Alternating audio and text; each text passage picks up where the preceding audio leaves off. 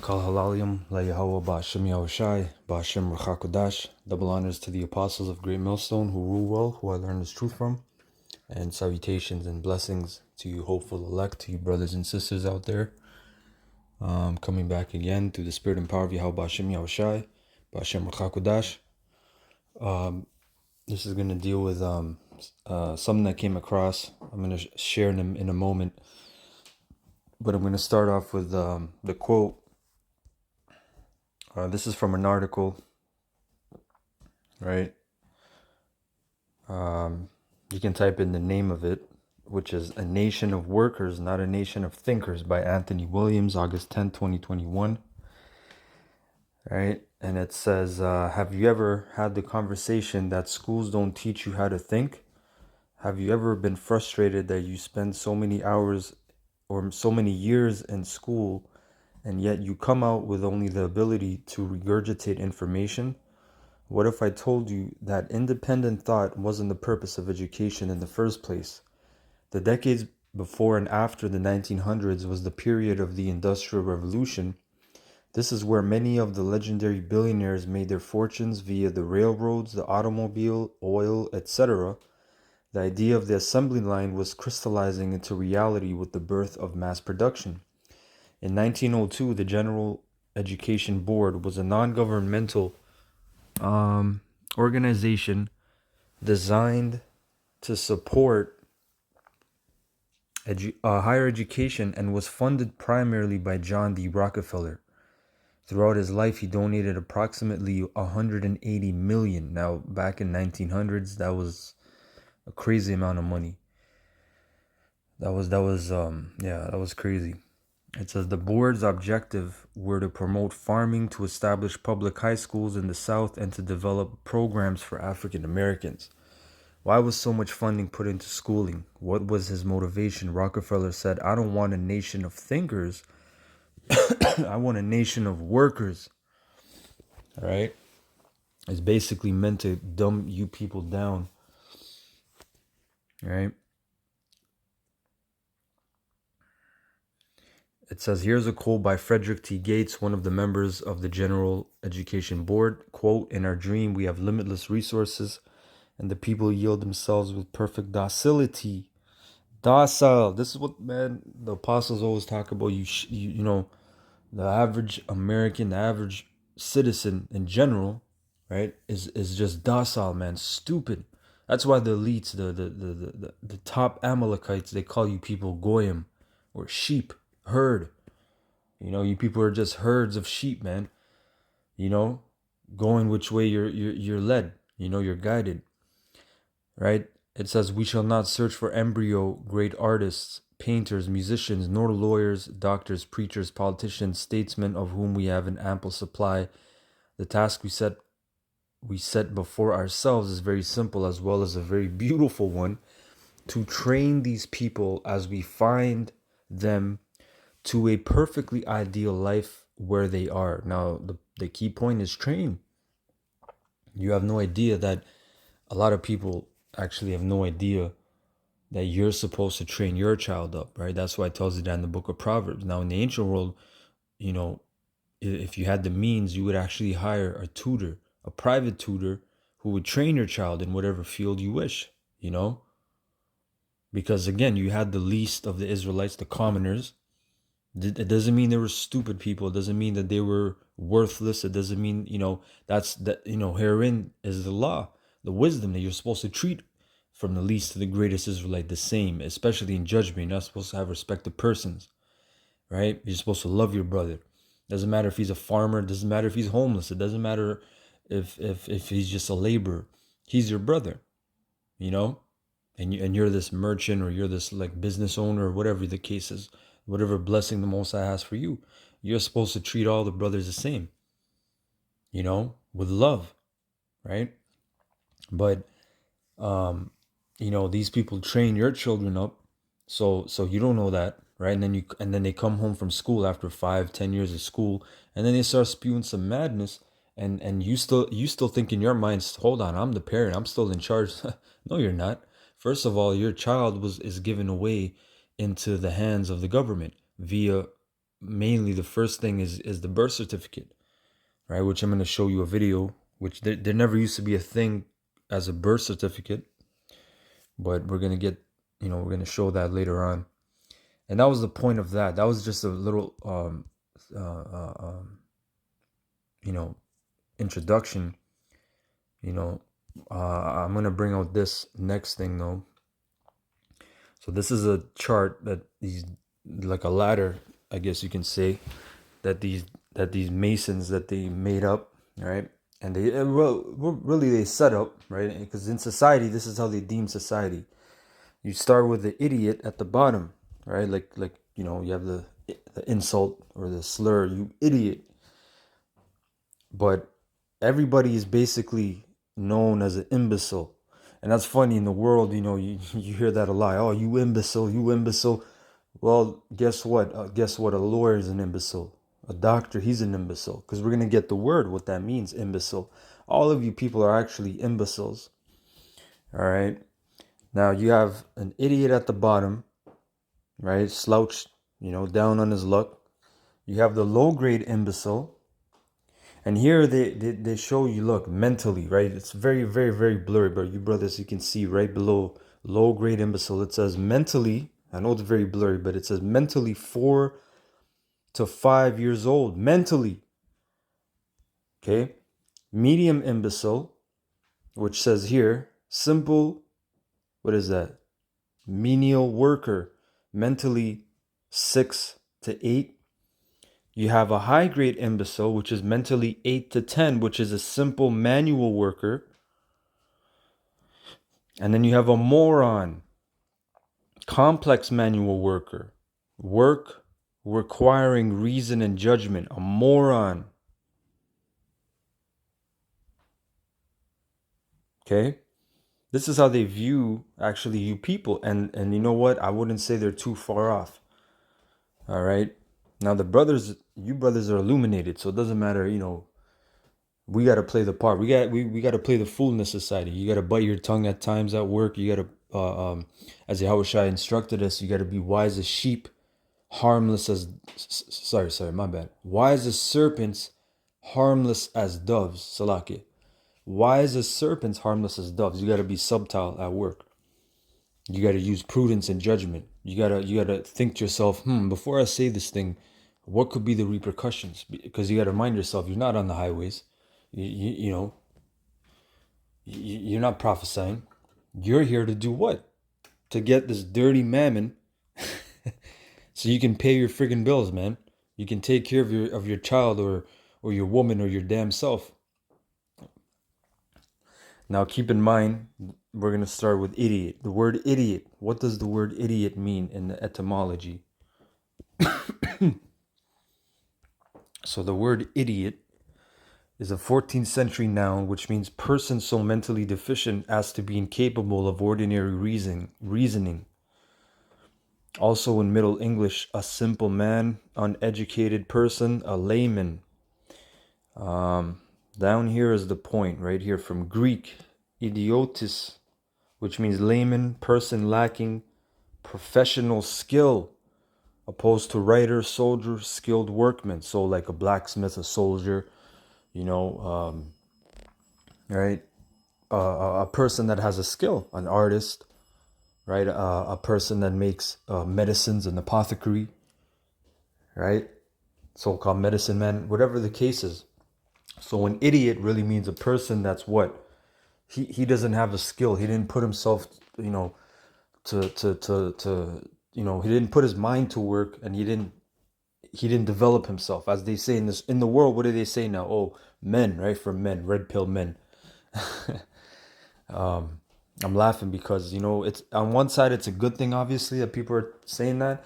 But at the same time, it just shows you how far society has pushed men down, that they have to refine themselves and say, hold on, I'm not a simp, I'm not a beta. But you know what? At the same time, a lot of you men are really simps in nature.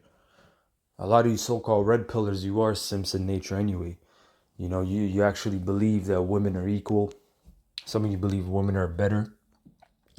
You guys will still defend the woman. Look, man, if the woman is equal, she can defend her damn self. Okay? But anyway, getting back to here. it says, a person that's lacking professional skill. So that's an idiot, pretty much. An idiot is a person that didn't, put himself to the grind, so to speak, and develop a certain skill. The next one we can get is imbecile. Now, like I said, the whole categorization is everybody's an imbecile. You got low grade, high grade, medium grade. Okay, the word imbecile is from the 1540s, an adjective meaning a weak or feeble. Right, weak or feeble. So guess what? All you people, you got low grade and high grade imbeciles, but you're all weak and feeble. Why are you weak and feeble? Well, because first of all, you're part of the society, and when you're born, like I said, you got a birth certificate, then you get a SIN number, and then you got to start being in the society, and you're not really thinking for yourself, right? Because remember, we read about the public fool system or the public school system, where they said, look, we're basically training you, we're molding you into what we want you to be, not what your calling is, right? That's why, from the past 10, 15 years, right, this whole thing about the rat race, right? Oh, people are so tired waking up, going to the same job every day, doing the same thing, just to get a check, and just to get one day to pay off your mortgage and all this foolishness. By the time you're in your 60s, you're all crusty, you got arthritis, rheumatoid, high blood pressure, you're on your medication. So you're really an imbecile. You're really a weak, feeble person because you can't think for yourself. You're not given to reasoning. You're just going with the flow, right? Whichever way the current is flowing, that's where you're swimming, man. You have no sense of self, right? So all you people, you're really imbeciles. You're weak and feeble. Now at the top of that ladder is what? A moron, which is still a insult, right? You moron, But what does that word moron mean? This is actually a person at the highest level of this ladder, right? You actually have to use some reasoning and judgment. Now, the word moron is from 1910, medical Latin, one of the highest class of feeble-minded persons.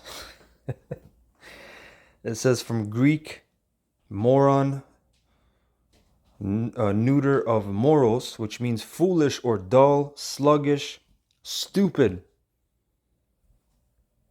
Okay? The former connection with Sanskrit mura, which means idiotic. Look, man, these elites laugh for you people, man. Okay? I don't care if you're, if look, you people that come out of the so-called rat race, the only ones that can, the ones that make 100, 200, 300K, they went to school for a lot of years and they're in debt. And that's the so-called professional, right? The skilled moron or the imbecile. But you're still a slave and you're still feeble. You're still feeble.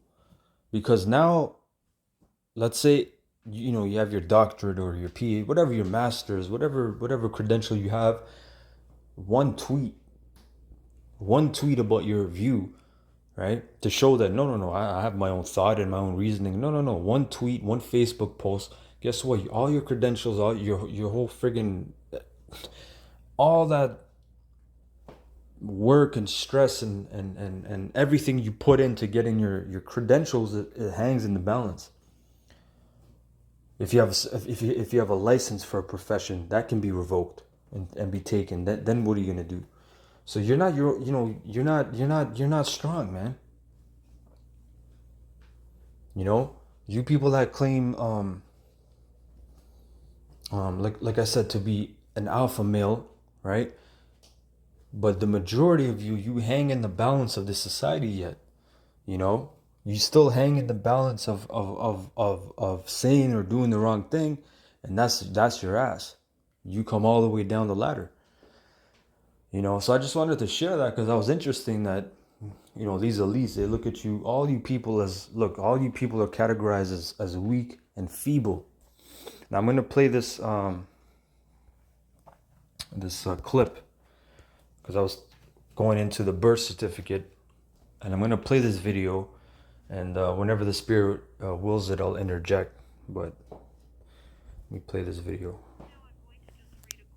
From Edward Mendell House, and what he had to say in a private meeting with Woodrow Wilson, president between 1913 and 1921, from the private papers of Woodrow Wilson. Quote, "Very soon, every American will be required to register their biological property in a national system designed to keep track of the people, and that will operate under the ancient system of pledging.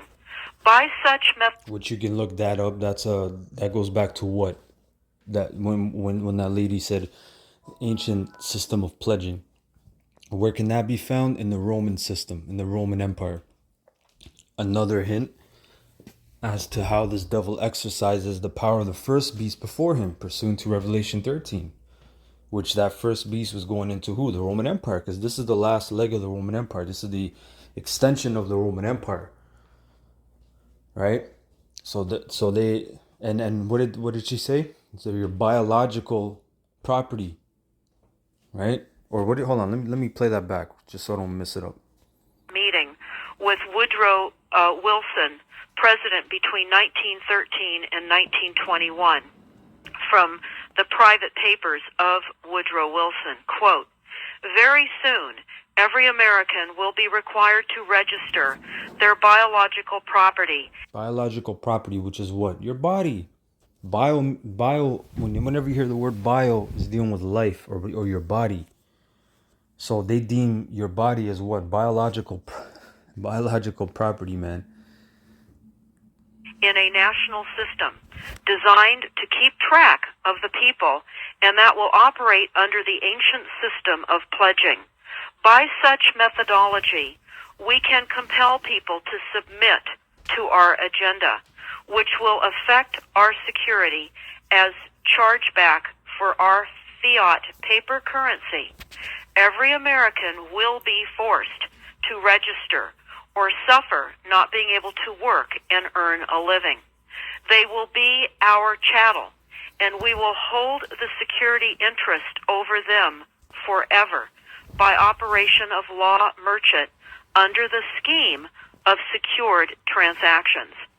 All right, so that's the Trojan horse, that everything is secured, and we make sure this and that. Well, first of all, we're dealing with an insecure currency, right? We're actually dealing with a fraudulent currency, the petrodollar or the American dollar or the Federal Reserve note.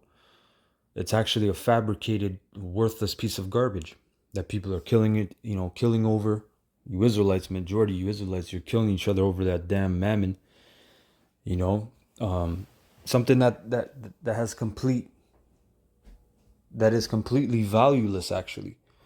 It's crazy.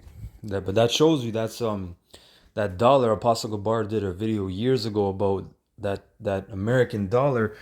It's really like a talisman, and you got a bunch of them demonic symbols on the dollar bill. You look at the dollar bill, and that's how much hypnosis and witchcraft these people are under. You don't ever take a look at your dollar bill and look at all these symbols. Like, what the hell's going on? You got the pyramid, you got the eye, you got a miniature owl hanging out in the corner. You need a scope to look at it. A random fucking owl that every dollar has. You have a bunch of other things on there, but what is that for? Is that to look cool? Is that for to I don't know. you sheeple's reasonings, but that's a damn talisman, and it has certain powers with it that makes people bug out. Why else would someone kill and plot over something like a piece of paper with some drawings on it in ink? That's a talisman. That's a demonic ass thing, right? Americans, by unknowingly or unwittingly delivered the bills of lading to us, will be rendered bankrupt and insolvent forever to remain economic slaves through taxation secured by their pledges. They will be stripped of their rights and given commercial value designated to keep us a profit that will be none the wiser. For not one man in a million could ever figure out our plans. And if by accident one or two would figure it out, we have in our arsenal plausible deniability. After all, this is the only logical way to fund government, by floating liens and debt to the registrants in the form of benefits and pledges. This will inevitably reap us huge profits beyond our wildest of expectations and leave every American a contributor to this fraud, which we will call social insurance. Without realizing it, Fuck it. And you know what? It's not a damn coincidence that social insurance number is just turns out to be to be the acronym for sin. You know, the acronym SIN just so happens to be referring to your social insurance number. Because guess what? The Most High, you know what's funny? The Most High said there's a law where it says you cannot count. You can't take count of the children of Israel. That's against the law. That's a law of the Most High. And guess what? David did that. And the Most High judged them. Now, on the flip side, you Edomites, you took these scriptures onto yourselves, did you not? I know in Canada here that in the Canadian Charter of Rights and Freedoms that the Bible is deemed the supremacy of the land. So that means all these laws you should uphold. But that's why, you know, you have that, I'll say, the word slip in my mind. But you have that highlight of, look, you got this thing in your society called a sin number. It's a sin because you're taking count of the people and the Israelites especially. Right? That's why they have every so few years they come to your damn house. Oh, how many people live in the house? You got to you got to write this down. You know, sometimes if they can't get to a house, like they couldn't get to my house one time, this lady was waiting at the house for me, man. She was waiting to see, who's coming in the house? How many people live here? Take this. You got to fill this out by law. Because a damn devil is ruling. That's why. Who fabricated the idea that they were Christians and that they were God-fearing, that they kept uphold the laws of the Bible. Well, guess what? That's why the Most High is going to judge you according to all these laws. You want to take up the laws, buddy? Well, now you're going to be judged according to the laws. Don't cry Abel. Don't cry Esau, but, it's too great for me. The judgment, I can't bear it. Well, you're going to bear it. You're going to bear it for 1,000 friggin' years, you damn devil. Every American will insure us for any loss we may incur, and in this manner, every American will unknowingly be our servant, however begrudgingly. The people will become helpless without any hope for their redemption, and we will employ the high office of the president as our dummy corporation to foment the... And this is this is a corporation. This is a damn friggin' corporation. In a nation, one nation under, like Esau likes to push, one nation under God, all this foolishness. The nation of Israel, they had 613 laws, statutes, and commandments, right? So in this society, this is a corporation because you can go to one state, and then go to another state and the laws differ completely because it's a corporation. It's like a different sector of the corporation. Oh, this is here. We do things this way here. Oh, this is illegal here. Oh, no, you're perfectly fine here, sir. No. The laws, remember the laws, it says the laws are silver tried 7 times, the laws of the Most High, or the words of the Most High. Listen, man, there's no thing about, you can't do this here. Or, oh, yeah, you can do that here. That's legal. That's madness. That's foolishness, right? Because the laws of the Most High is supposed to reign over all the land. And it's supposed to be the same every state you go. But that's how you know this is a corporation. And you know what the word corporation means? It's a collection of dead bodies. What, it goes back to the word corpse. Corpse. What is a corpse? A dead body. A corporation. So that's how you know in Revelation 20, when it says the time of the dead, that they should be judged. All these nations are represented as the dead. All these nations got, what do you call it? They got their own enterprises and their own corporations. We're talking about multi-billion, trillion-dollar corporations, man. All bodies of what? That's what they call it, a body, a whole body. Bodies of people, right? Damn dead people. But getting back to here. Plot against America. Having established plausible deniability. Slack, and the main point about the corporation is you have a president, right? In a kingdom, you have a king or ruler or emperor with a president. That's not a kingdom. That's actually a corporation. That's a business. That's just another point. Just like Daniel, he was actually a president. Daniel was a president, right? But guess what? He had somebody over him who was the king, right?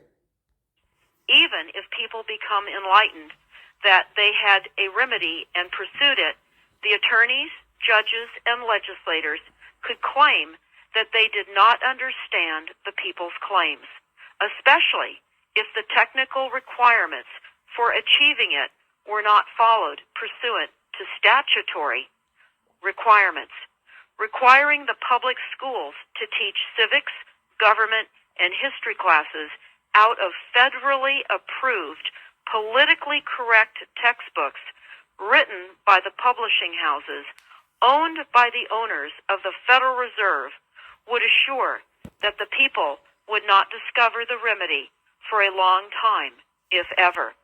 I would recommend that everyone read Fruit from a Poisonous Tree by Melvin Stamper, Melvin Stamper, Stamper. That is Fruit from a Poisonous Tree. This is out of chapter 2 of Fruit from a Poisonous Tree. Right. So,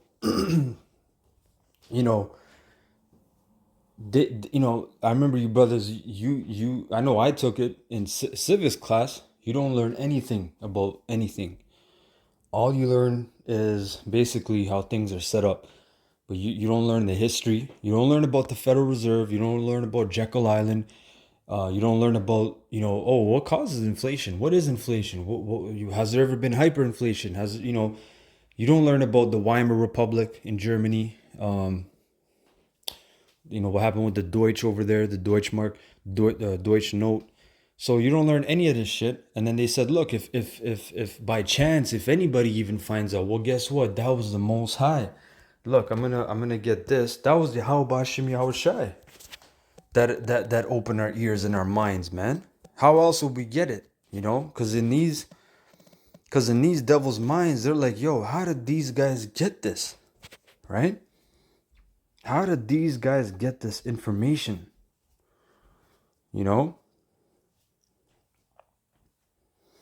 This is Job 36 and 14. They die in youth, and their life is among the unclean.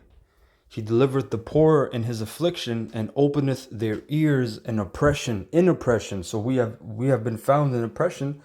The Most High Yahweh Bashim Yahushai, Bashim Chakodash, they open the ears of, like the great men like Abba Bivens, and then onwards, and to the apostles and elders, and those great men, all the way down to our apostles and elders. So that's why they're like, yo, first of all, it's not like we hacked. We went into the Library of Congress, or we broke into the catacombs in Rome, the Vatican Library. No, man, look, we got this through spiritual intervention. That's it. And that's not like a light thing. I'm not saying that's it. I'm saying that's how it went down. And for Esau, being a natural man, he can't understand that. He'll never understand that. right? It trips his mind out, like, yo, how did this happen? How we hit it, right? You see their plans, and like I said, in school, you don't even think about. They don't even raise your or make you question, right? Anything about, well, how does this work? How does the money system work? You know, as a kid, they tell you, oh, you know, money isn't grown on trees. You know, money doesn't grow on trees. Well, you know, they printed they printed like nothing in a warehouse, and then they ship it to you in these trucks, right? And then they tell you, look, no, this is $100 worth value here. This is, you know, $50, you know, all this foolishness. Okay, but that's how Yahweh Shimi Shai dealt with us, man. He opened our ears in oppression, right? To get this understanding. And part of the understanding is, or part of the understanding the image of this beast and why these people bow down and worship this image, and why it's going to be like nothing for them to take the MOTB in that time, is because they believe in this whole system. You know, now granted, a lot of the population now, they're starting to talk about, oh, the Federal Reserve and the meeting on Jekyll Island, and you know, the Bilderbergs, and how this currency works and everything, because now we're at the last days right now. We're at the end of days. We're at the end of Esau's world. You know, so I don't want to talk too much. I just hopefully brought my point across. Any questions, any comments, you know, leave them below. Shalom, kal halalim, la Yahweh ba'ashem Yahushai, ba'ashem Ruach HaKodash. Double honors to the apostles of GMS who rule well, who I learned this truth from, and salutations and blessings to you, hopeful elect.